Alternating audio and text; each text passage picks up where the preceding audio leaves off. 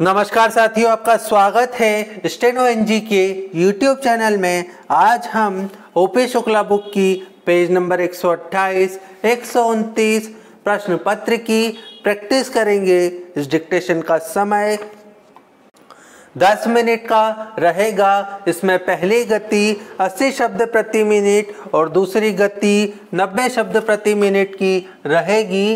अब हम dictation start करेंगे। 1, 2, 3 स्टार्ट। मान्यवर, मैं एक बात और कहना चाहता हूँ। आप देखें कि आज की स्थिति यह है कि एक आदमी खेती करता है, वह आदमी वकालत भी करता है, वह आदमी व्यवसाय भी करता है और वह संसद का सदस्य भी बन सकता है। उसके लिए कोई पाबंदी नहीं है।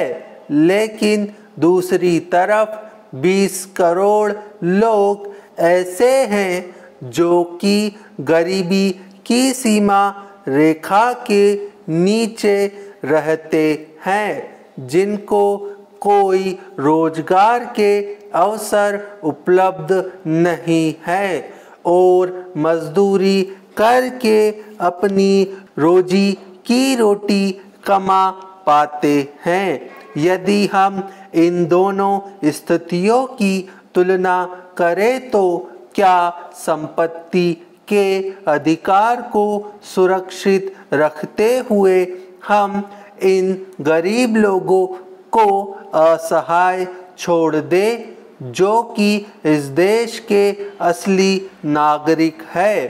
अगर हम उनको नहीं छोड़ना चाहते हैं तो हमको निश्चित करना पड़ेगा कि जब तक हर परिवार में एक व्यक्ति को रोजगार नहीं मिल जाता, तब तक इस बात का प्रतिबंध लगाया जाना चाहिए कि एक व्यक्ति एक ही व्यवसाय करेगा।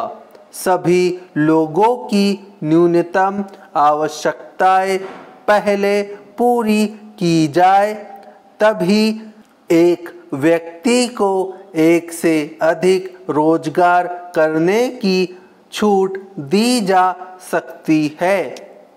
उनको रोटी मिल जाए, कपड़ा मिल जाए, रहने के लिए मकान और शिक्षा की सुविधा मिल जाए।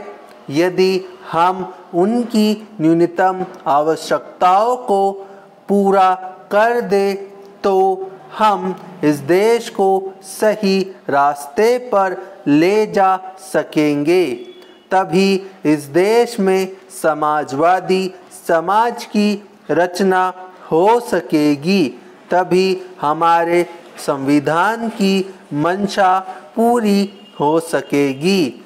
आज की जो अर्थव्यवस्था है उसमें पूंजीवाद का प्रभाव है। जिस आदमी के पास पैसा है, जिसके पास साधन है, उसको छूट है कि वह चाहे जितना पैसा कमाए, वह चाहे जितना पैसा खर्च करे। लेकिन जिनके पास श्रम है, उन्हें अपने पैरों पर खड़ा होने के लिए सुविधाएं नहीं मिलती है। इसका कारण हमारी कुछ सामाजिक विषमताएं भी है। आप चाहे शिक्षा का क्षेत्र ले ले या रोजगार का क्षेत्र ले, रोजगार का क्षेत्र ले, हर कहीं एक संपन्न वर्ग बन गया है जिनके बच्चे अच्छी शिक्षा पाते हैं, अच्छा रोजगार पाते हैं, अच्छे अच्छे पदों पर वे कब्जा कर लेते हैं लाखों रुपए दान देकर डॉक्टरी या इंजीनियरिंग पढ़ते हैं, इसलिए संपत्ति के अधिकार को मौलिक अधिकारों में से हटाना पड़ेगा। लेकिन मेरे कहने का यह मतलब भी नहीं है कि हम संपत्ति के अधिकार को पूरी तरह से खत्म कर देना चाहते हैं और साम्यवाद लाना चाहते हैं, जहां सारी संपत्ति केवल राष्ट्र की होती है। अब हम इसी डिक्टेशन को 100 शब्द प्रति मिनट की गति से दोहराएंगे। 1 2 3 स्टार्ट। मान्यवर, मैं एक बात और कहना चाहता हूँ। आप देखें कि आज स्थिति यह है कि एक आदमी खेती करता है, वह आदमी वकालत भी करता है, वह आदमी व्यवसाय भी करता है और वह संसद का सदस्य भी बन सकता है। उसके लिए कोई पाबंदी नहीं है। लेकिन दूसरी तरफ 20 करोड़ लोग ऐसे हैं जो कि गरीबी की सीमा रेखा के नीचे रहते हैं, जिनको कोई रोजगार के अवसर उपलब्ध नहीं है और मजदूरी करके अपनी रोज की रोटी कमा पाते हैं। यदि हम इन दोनों स्थितियों की तुलना करें तो क्या संपत्ति के अधिकार को सुरक्षित रखते हुए हम इन गरीब लोगों को असहाय छोड़ दे जो कि इस देश के असली नागरिक है? अगर हम उनको नहीं छोड़ना चाहते हैं तो हम को निश्चित करना पड़ेगा कि जब तक हर परिवार में एक व्यक्ति को रोजगार नहीं मिल जाता तब तक इस बात का प्रतिबंध लगाया जाना चाहिए कि एक व्यक्ति एक ही व्यवसाय करेगा। सभी लोगों की न्यूनतम आवश्यकताएं पहले पूरी की जाए, तभी एक व्यक्ति को एक से अधिक रोजगार करने की छूट दी जा सकती है। उनको रोटी मिल जाए, कपड़ा मिल जाए, रहने के लिए मकान और शिक्षा की सुविधा मिल जाए। यदि हम उनकी न्यूनतम आवश्यकताओं को पूरा कर दे तो हम इस देश को सही रास्ते पर ले जा सकेंगे। तभी इस देश में समाजवादी समाज की रचना हो सकेगी। तभी हमारे संविधान की मंशा पूरी हो सकेगी। आज की जो अर्थव्यवस्था है उसमें पूंजीवाद का प्रभाव है।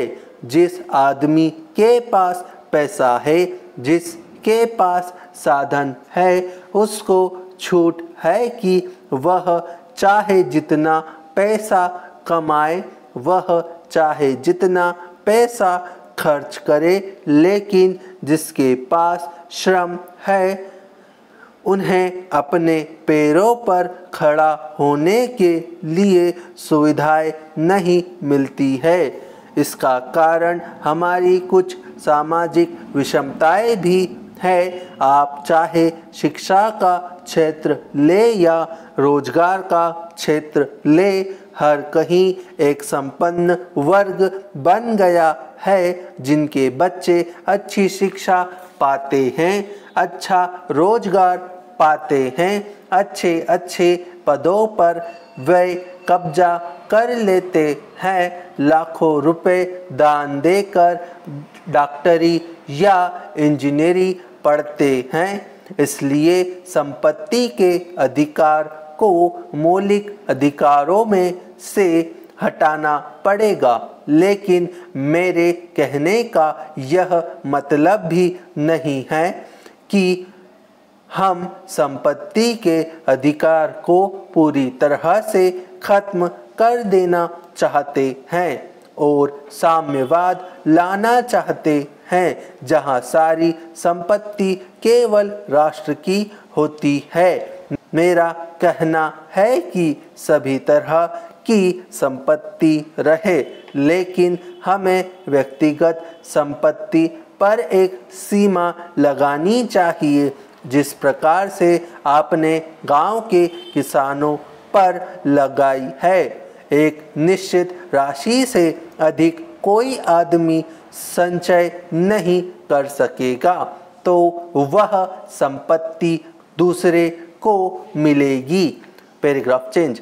महोदय, हमारे वित्त मंत्री ने इस सदन में तथा दूसरे सदन में माना है कि आज जो हमारे आर्थिक स्रोत है, जो हमारी आमदनी है, उसका 60% केवल देश के 20% लोगों पर खर्च होता है। तो उम्मीद है ये वीडियो आपको पसंद आई होगी। अगर पसंद आती है तो इसे लाइक करिए, चैनल पे नए हैं तो उसे सब्सक्राइब करिए। आज के लिए इतना ही। जय हिंद, जय भारत।